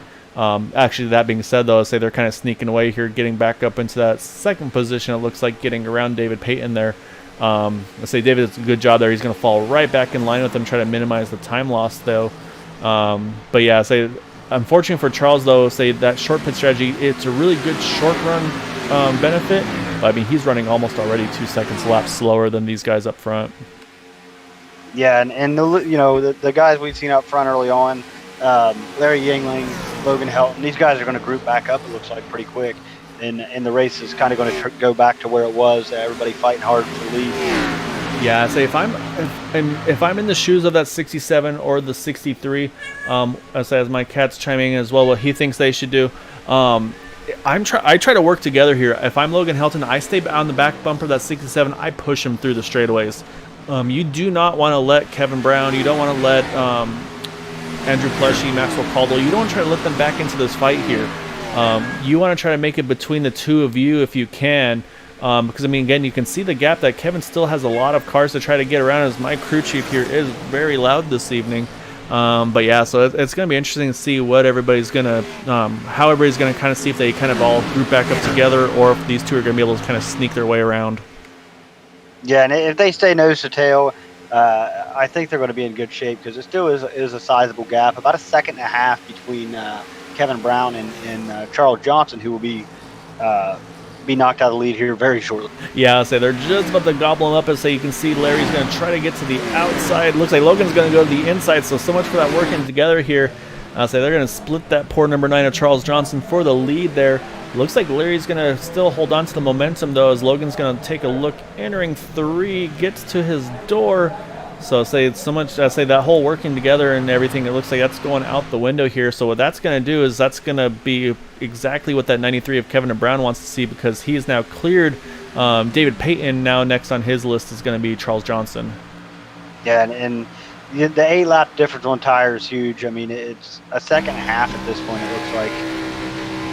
Yeah, no, it's definitely hurting him for sure on this long run. Like I said, it's and that was what I was worried about. Is you split the strategy. It's really great on the short run, but on the long run, you just lose so much time. And so, like you said with Kevin, now he's just about a second off of these two. So, let's say we talk about Indy cars. That gap's usually about 2 seconds or so, where you really start to pick up the toe. Cup cars, I think it's like in that second and a half range. So now they've kind of got back single file again. So Kevin's going to have to work just that little bit extra hard now to try to catch back up to them. So we'll kind of have to watch these lap times. His last time by, Kevin was it was a 40.9 for Larry, 41.04 for Logan, and 41.09 for Kevin. So actually about a tenth or so slower than Larry Yingling there. Yeah, Kevin Brown's really going to need somebody, to get up with him on his bumper and help each other down the straightaways if they're going to catch the leaders here. Yeah, so he's going to either have to hope the leaders get bogged down a little bit by some lap traffic, possibly as you see them getting around the 44 there of Dwight Plesh, or possibly, like I said, maybe he can steal a toe from some of these guys as well and pull himself just a little bit closer. So I'm definitely going to keep an eye on our lap times as things continue on, see who's quickest of the lead pack. But again, though, looks like our leaders here right now showing quickest cars on track. Again, about a tenth, half a tenth quicker than Kevin. So right now, Larry and Logan doing exactly what they need to do. And I don't know if Logan's aware of this with Larry having winning these first 3 races in a row, but so we joked about having kind of putting the bounty on him right now. And so right now, Logan, if things stay green as we have 15 to go, 14 at the line, right now Logan's really the only one that might have a chance to try to kind of capitalize on that bounty. Yeah, absolutely. Great run so far for both drivers. Not really surprised to see either one of them in the positions they are. Larry Yingling up 6 spots and Logan Helton up 3. Yeah, Larry, of course, you expect to see him where he is, and so it's no surprise there. I'm not surprised to see Logan up front as well. When he was racing with Area 51, he's always been a challenger front runner as well. So I'm happy to see him back here, and it's great to see him running well as well, keeping Larry honest. As I said, he's going to take a look entering turn number 3 here. And again, so this is exactly what Kevin wants to see here. He wants to see these two battle, maybe try to lose a little bit of momentum between the two of them. And this will be a good tell to see how their lap times compare now with these two running side by side up front here. Yeah, and Kevin Brown's getting a toe off lap car, the 92 of Chris Matthews right now, so that's also going to help him out. Yeah, waiting for them to cross the line, and yeah, so That time Logan actually ran a 6:09, Kevin ran a 6:45, Larry a 7:73. So I think there is going to be a net gain for Kevin. You see he's actually shown about 1.4, 1.5. So I say it's still pretty close together. But again, though, if they keep battling like this side by side, the other thing this is going to do is this is going to hurt those tires as well. Maxwell Caldwell, he's up into 4th now, but again, he's about 2 seconds off of Kevin. As I saw a little bit of smoke up front there. Not sure if anything happened. Looks like all is clear. But actually, Logan Helton just going to hold off Larry Yingling there. Logan's going to have to try to play defense now and, I'll say, block that counterattack from the 90-67, but can't quite do it. Larry's going to get to the inside. Yeah, we might have to run Larry Yingling's car through tech a little harder than normal because, I mean, he just dominates everywhere. So Larry's got the Harvick 2014 vibes going, I feel like, right now. So he's doing exactly what he needs to do, though. And that's like we talked about. He's got the pace, short run. He's got the long run pace. But then he's also got the strategy, and he knows when to push, when to take it easy. And so, I mean, that's what you got to do. I mean, you got to put yourself in those positions to win these races, and he's been doing that. I say Logan's obviously giving him a huge run for his money. Is actually Logan able to hold on to the lead there? And you can see as soon as he cleared Larry there, he's going to jump to the bottom, break the draft. And I think this time by we are going to see, I think, a gain from Kevin there in the 94 or in the 93 car. And yeah, sure enough, Kevin about 2/10 up on those two that last time by. You can see that gap now showing 1.3 seconds. Quickest car on track though, that 94 Maxwell Caldwell is about 2/10 quicker than Kevin. So we'll see. Say we talked about Maxwell and Chad there. They pitted that 1 lap later than everybody else. So could that 1 lap of tire be enough to help them chase these guys down as we're about to hit 10 laps to go this next time around? Yeah, 1 lap fresher tires and their nose to tail. I mean, they're really moving up to the field well. You know, Maxwell got shuffled back pretty decent there on the green flag stops, but they're making short work of everything now. Yeah, so now that they got clean air in front of them, you can see he's just almost close enough to sniff the toe off of Kevin there. Again, that last time by Kevin, again, just about a 10th quicker than Logan and Larry. So say right now that accordion is starting to close back up together. We'll see if they're able to kind of get each other all back into a tow here. The one thing that could hurt Kevin, though, from that 3rd spot is if Maxwell and Chad get to him. If they start battling, that's going to slow their progress down to get to those top 2. Yeah, about 0.8 of a second gap between Larry Yingling and Kevin Brown. Logan Helton has run away by 0.2, which is quite a bit of distance for how these cars have been running today. Yeah, Logan's actually got a little bit of a gap for once, which is surprising to see. The only question I have is maybe Larry, again, might be playing a little bit of poker here, letting Logan burn his stuff up a little bit. Larry just trying to maybe bide his time and really kind of capitalize on those final couple of laps because, again, I mean, 9 laps here at Auto Club, that's a lot. I mean, it seems like, it's single digits. We're about to get to the end, but I mean, you do the numbers. This is a 2-mile oval here. I mean, you've got almost 20 miles of racing left to go. Yeah, 20 miles in about 6.5, 7 minutes. I mean, so it's not a short time by any means. Yeah, that's exactly right. You see now Logan, he's going to steal some draft from the Ted Decker Jr. there. And that's what you're going to do. You're going to do anything in your possibilities to try to gain as much time as you can. You can see still tries to get that late apex into the turn. You see Ted running the exact line that he ran earlier to make sure he doesn't get into the way of these guys. Lets Larry clear on exit. So hats off to Ted Decker Jr. They're doing exactly what you want to do. Say, of course, he wants to be in the battle for this lead. Say, unfortunately, just race hasn't gone his way tonight. But just doing a really good job of keeping that strategy and just doing what he needs to do to let these leaders fight it out here. Yeah, watching the times, Kevin Brown really hasn't gained any more time than when we last talked about him. So coming around with 7 to go, he's still about 0.8 back. Yeah, and actually I was looking at the lap times, and yeah, right now Logan's actually the one putting down the quick times. This time Kevin about a 10th quicker than Logan, half a 10th quicker than Larry. But Maxwell Caldwell, Chad Wilkes, I think they may have burned their stuff up trying to chase that gap down because they've actually fallen off the pace a little bit as well. So not sure if they may have used their stuff up a little earlier than they had hoped to.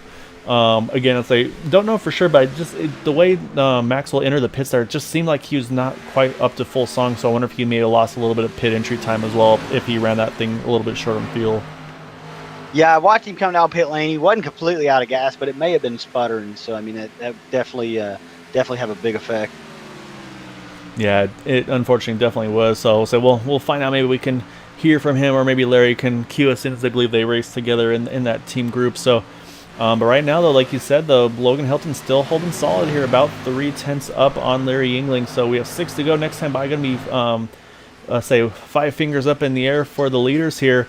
And like I said, Kevin Brown still holding just within reach here, but say just needs to get that a little bit. But you can see the gap's gone back, like you said, Dale, about 1.5 seconds. So he's going to need a mistake from these guys at this point. Yeah, he's going to need a mistake, and these two aren't known for making mistakes. So.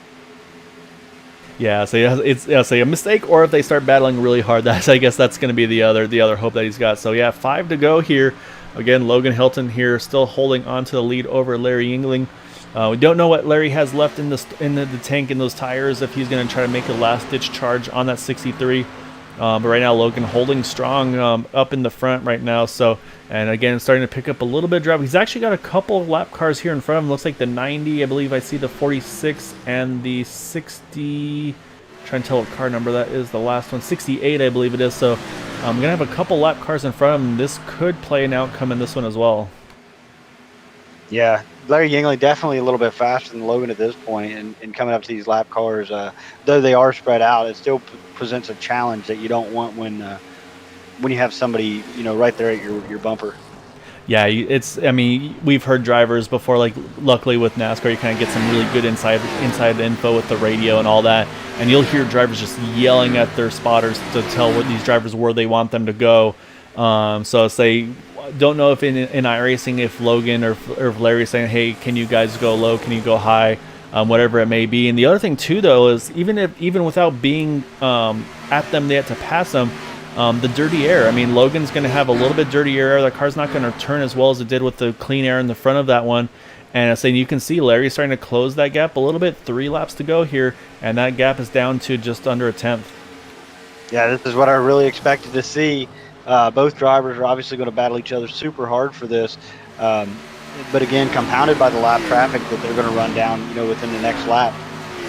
Yeah, I'm saying, don't look now. Kevin Brown, though, he ran 2/10 quicker than Larry, 3/10 quicker than Logan, so he's got that gap down to 1.2 seconds in that 93 car. So he's trying to make a late-ditch charge for this one as well. So it's all to play for here. Say everybody's giving it what they've got right now. So saying they're coming up in this heavy traffic here off of turn number 4. So it's going to be all about where they can position themselves. Is Logan, is Larry, are they going to be kind of not in their ideal racing line here entering these turns? Looks like Logan's going to have his normal entry here into turn number 1, I should say. But again, he clears the 90. Looks like Larry's going to clear that 90 as well. But now he's got that 68 and Mark Brown to contend with next. Yeah, Mark Brown, ran his normal line through the corner. I think that's going to help the leaders a little bit. Able to stay in the draft there. It certainly didn't hurt him. Yeah, you're exactly right. We're watching Mark here through 3 and 4. And you see he's still going to run his normal line. That's probably not what Logan wants to see, because he's going to have to pinch his exit off a little bit, lose some momentum here. That's going to really open the door for Larry. He's going to get a good exit there. He's able to use all the track, so he's going to definitely pick some momentum up here. You see that gap went from 3/10 down to 2.5, now down to under 2/10 of a second here. But now Larry, he's going to have a not ideal entry into turn 1 as we are on our final lap here at Auto Club. Yeah, Larry definitely wanted to get all the way up on the wall before he entered, but he did a good run off it too. Not going to quite get to Logan Helton's bumper. Yeah, so Larry's going to have to probably get aggressive here for the final time. Actually gets a good run. He's going to try to peek into turn number 3. Can't quite do it. Logan's going to sail it off. Now he's just going to make sure he doesn't get too aggressive on the throttle and get tight off of exit. So we'll see. We're watching from the back of that number 63 as they come out of 4. And it looks like Logan Helton's going to hang on and get the win tonight at Auto Club for the Ross Racing Pistons 100 at Auto Club. Larry Yingling going to bring it home in second. Kevin Brown brings it home third. Mitchell Wilkes in fourth.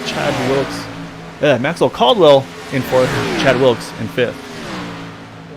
Yeah, great showing for Logan Helton. Just coming back. Wasn't the guy up front all day, but definitely kept within arm reach and did what he had to do. Yeah, great job tonight by Logan Helton getting that win. Say well earned. I mean, he had to fight in and say, if you're going to do it, you got to beat the best. And I say he did that tonight by beating that number 67 of Larry Yingling. So hats off to him.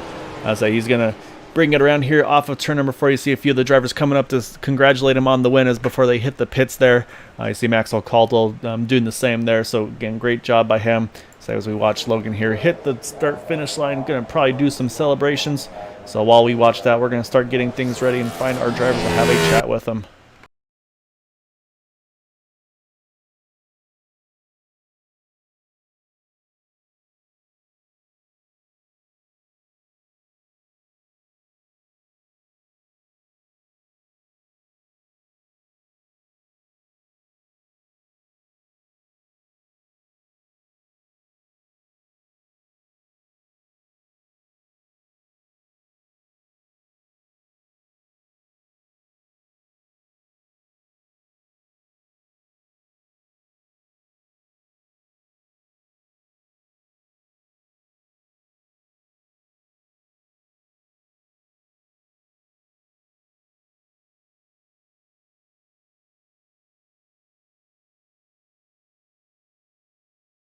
All right, so we're going to start things off with our third place finisher.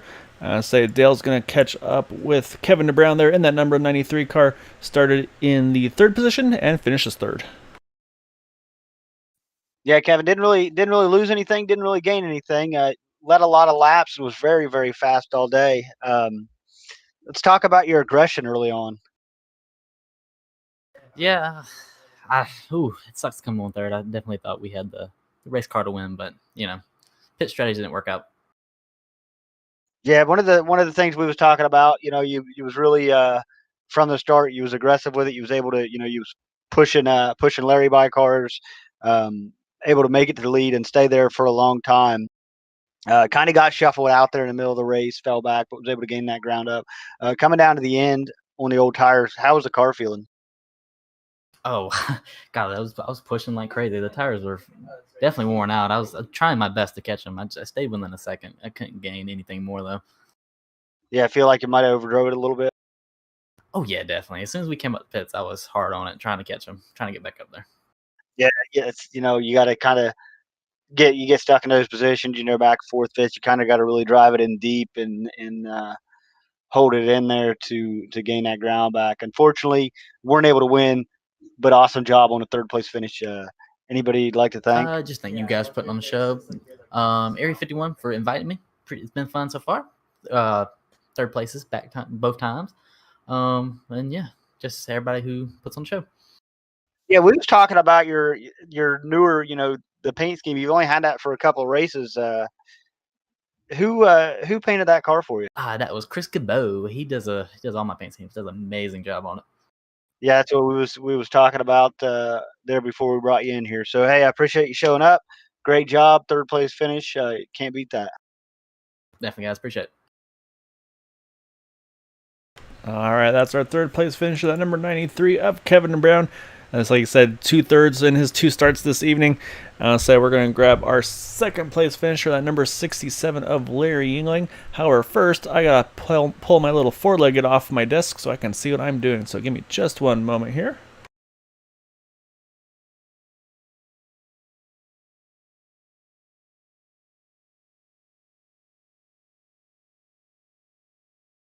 All right, so yeah, so my little crew chief who was yelling at me, he wanted to be close up in the action on this one. So with that, though, we got to grab our number 67 of Larry Yingling. So he didn't get the win tonight, Dale, but still brings it home in second. So I mean, again, not a bad finish by any means, but say when you win 3 in a row, it's a pretty terrible race, I feel like, when you bring it home second.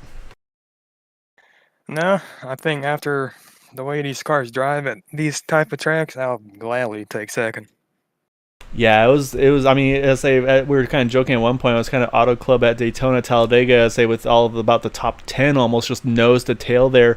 Just how easy were you having to kind of to take it initially to try to kind of obviously save a little bit of tire, just not get caught up in anything there at the end, because I mean you guys were nose to tail. I mean anybody misses their point, like not braking point obviously, but that lifting point a little bit, you're right in the back bump of that car in front of you.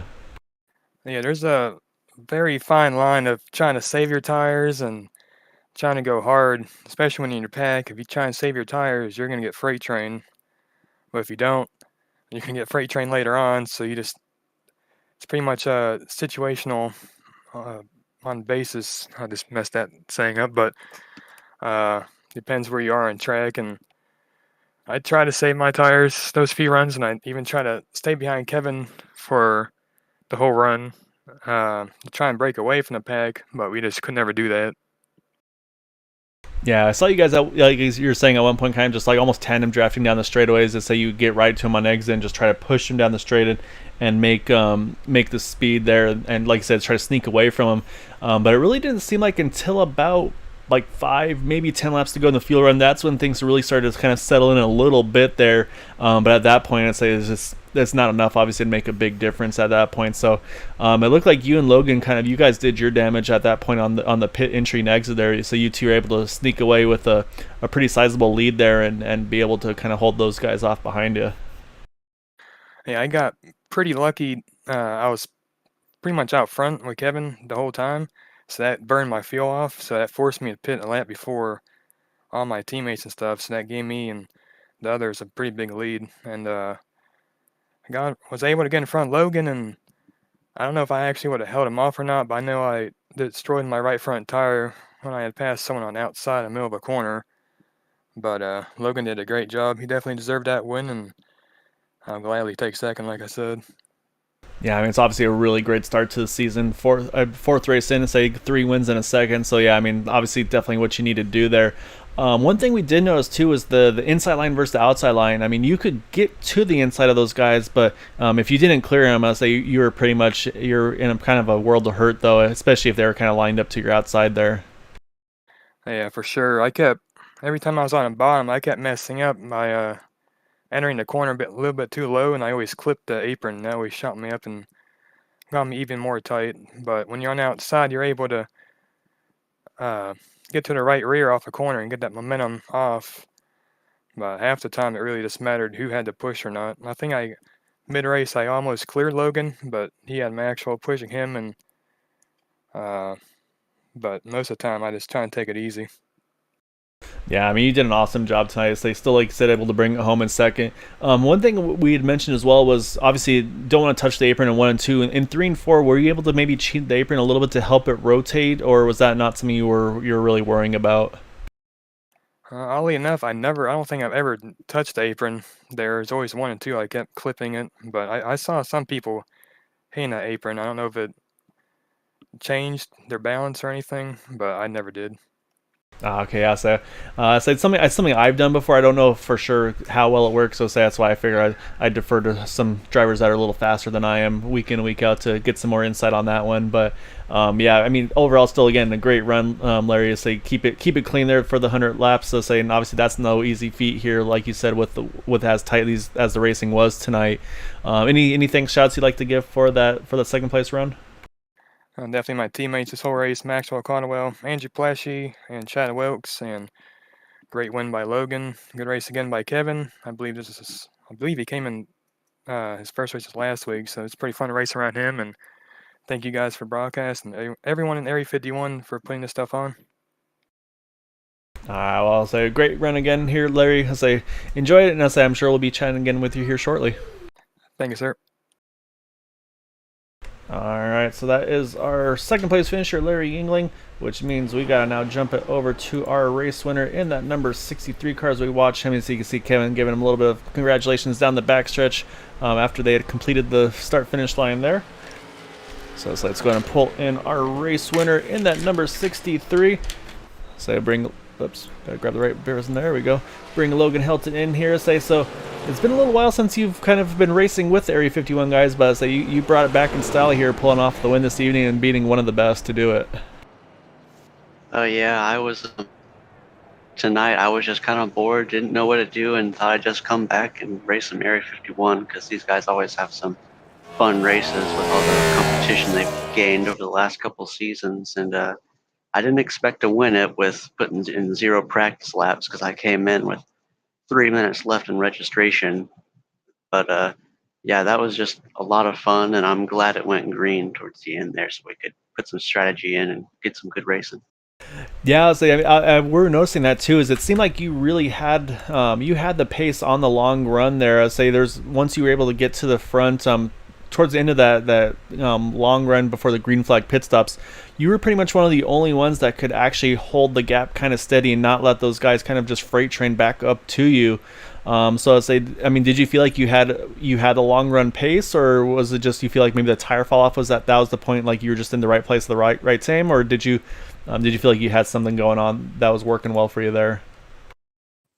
I think anybody could have had the long run pace if they just saved enough, and I think that's the main thing about these fixed setups. Is just whoever saves the most, and it might be a little boring. Unfortunately, it's just the way that these cars are right now. It's whoever takes a chill pill at the beginning of the run and just runs around.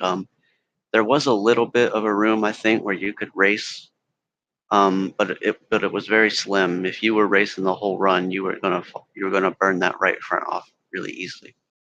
Yeah, so definitely did. You definitely did see that fall off for a few drivers towards the end of the run. I say now is where a few of them, like yourself, that are able to really kind of make their moves at that point in the run. So I mean, so you kind of had to do a little bit of both as well. What we saw there with the short run race or short runs versus the long runs as well. So I mean, you balanced them both extremely well. And like you mentioned with Larry too. I mean, really what kind of put the difference out over the edge for both of you was it looks like that green flag stop there. Really good entry, really good exit to kind of build that gap of those guys around you. Yeah, I noticed that too. I was thinking since I couldn't go one more lap, the guys we might get the lead on them, but they were going to come back with those fresher tires, even if it was one lap. That's how important the tires were tonight, and I just thought that it was like I don't know. I just didn't expect to get that big of a lead, but I realized since the guys that pitted a lap after us, they just didn't have the drafting help I think we had. So I was racing Larry a little bit after our pit stops, but then I saw how far back they were and how little drafting help he was. I just decided to stay behind Larry or whatever we did so we wouldn't slow ourselves down so they could catch us. So it would just be between me and him. Yeah, that was actually exactly what Dale and I were discussing, was whether or not you would kind of try to get that position, or just like you were talking about there, just kind of ride with him, push him, use that draft to kind of try to keep the gap in front of you. I mean, I think it worked to perfection too, because if you guys did start fighting, I think it was going to bring Kevin back into the mix, and then like you said, possibly Maxwell and Chad as well. So, say the strategy you played it out perfectly there tonight to get that win. So I mean, yeah. So for being bored on a Thursday night, I think you made the most of it here. So, I know you. I didn't see him in the chat this evening. I know you usually have a lot of family that are watching and supporting you, which is really awesome to see. So, definitely want to give you the floor. Any thanks, shouts for your win tonight, and anybody that helps to kind of bring you to do these races. Yeah, just thanks to my friends and family for watching LKH Racing and LKH Graphics, RTC Media. Thanks to you guys for putting on the broadcast, and especially Area 51 for putting on these awesome races. And also, I feel bad because I forgot the name of the people that were sponsoring this one. Oh, you're gonna say yeah? It was the Ross Racing Pistons this evening.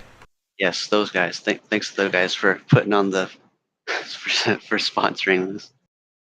No worries, man. I say, with doing this enough, I say, you lose. There's too many names and things to remember. But I say, like I said, you got the job done this evening. So congrats again on that win. Enjoy it. And feel free to be bored more often, because I say you put on an awesome show tonight. Thank you. I might come back for a couple more races because this was fun. All right, so I'll watch our race winner there, Logan Helton. He's gonna do some Polish victory lap after the win tonight. So let's real quick though, we'll pull up our final results. So Logan there getting the win over Larry Yingling by just over a tenth of a second. Kevin Brown there in third position. Maxwell Caldwell, Chad Wilkes bring it home fourth and fifth after pitting that one lap later there. Andrew Pleshy in sixth position after starting in the 15th spot. Robbie Richards brings it home in seventh after starting 20th, so great job by Robbie. Brandon Pastelacqua eighth after starting 17th. David Patton in ninth. Charles Johnson used that early pit strategy like we talked about, Dale, still able to bring it home in the top 10. Yeah, great. Great performance by everybody all around. Super happy for Logan Helton. Larry still had a great finish, but I'm mostly happy because now we don't have to bounty him. Oh yeah, that's a good point. Yeah, I don't have to put the bounty on Larry there. So, yeah, so it saves us a couple of bucks there. Todd Merkel brings it home in 11th, so really solid run for him. Was running towards the front all race long. Corey Lane 12th, James Ledford in 13th. James started 23rd to 13th. Eric Schaus 24th to 14th. Jim Brooks used that pit strategy, was able to work his way up into the 15th position, so worked just about as best I think it could have for him there. Dean Wilkinson 16th, Gary Corley in 17th, Roy Grandy 18th, Dalton Hayes 19th, Max Davies in 20th.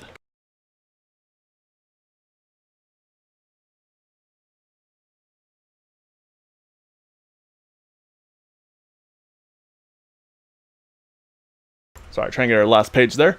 Mark Brown 21st, Ted Decker Jr. in 22nd, Nicholas Winook, Jason Bridges, Chris Matthews 25th, Dwight Plush, Michael Spell, John Brill, Jack Walls, and Chris Massey round out the final 30 for tonight's event. And I say, oh, actually, no, I'm sorry. There's 2 more that I'm ignoring. And I'll say, unfortunately, Bud Steele, you see there in 31st, Len McNeese in 32nd. So those are our final 2 finishers for the evening. However, like we said, getting the win tonight is that number 63 of Logan Helton. Again, great car count this evening tonight. 32 cars took the green. We wound up with, I actually don't know now. I don't have the count on me for those that finished on the lead lap. Apologies. But again, a great run tonight, though. That was a good run tonight for all these drivers, Dale. Yeah, absolutely. It looked like everybody had a great time. Had a mix of, the early caution and the long green flag run. So it was a lot of dynamics within that, but it looked like everybody had a great time, and I had a good time broadcasting it. Yeah, it was a great event. Again, we really want to thank Ross Racing Pistons for being a part of this one tonight. They obviously have an awesome product that if you have any performance related vehicles, it doesn't have to be anything like typical domestic. They make stuff for everything, so you can find them at rosspistons.com. So again, also want to thank Todd Merkel for getting this all set up between them as well. It's an awesome job that they did.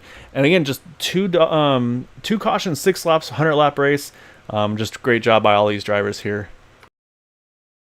So with that, as always, we'll be back on Sunday evening for the Super Speedway Cup Series. And of course, as always, I'm going to show a little quick video, one more Ross video for you guys afterwards. But as always, if you can, please try to stay home, stay safe, wash your hands, and have a good night. All right, so we're here with Big Chief. I just want to say thank you for taking the time to talk with us. Thanks for having me. Appreciate it. And I was talking to David, and he said that you have had 0 piston failures in your engines. Talk to me about that. Believe it or not, I have. I've been running Ross Pistons now for 5 or 6 years total in all 3 different cars, and I have every single piston that ever came out of the car, and I have all the spares. So no failures. I've never had to put a spare piston in it, and I've had injectors fail. I've ran 30%, 40% nitro. The worst things you can do to them, I've done to them. I've never had one fail. And that is absolutely insane considering how fast your car is and how much power it actually makes. Yeah, when you put it that way, it is insane. I just thought I had good pistons, but when you actually think about how many laps I put on it and how hard I am, it's pretty insane. Big Chief, thanks for taking the time. We appreciate it. Thanks for having me. If you need any more information, go to rosspistons.com.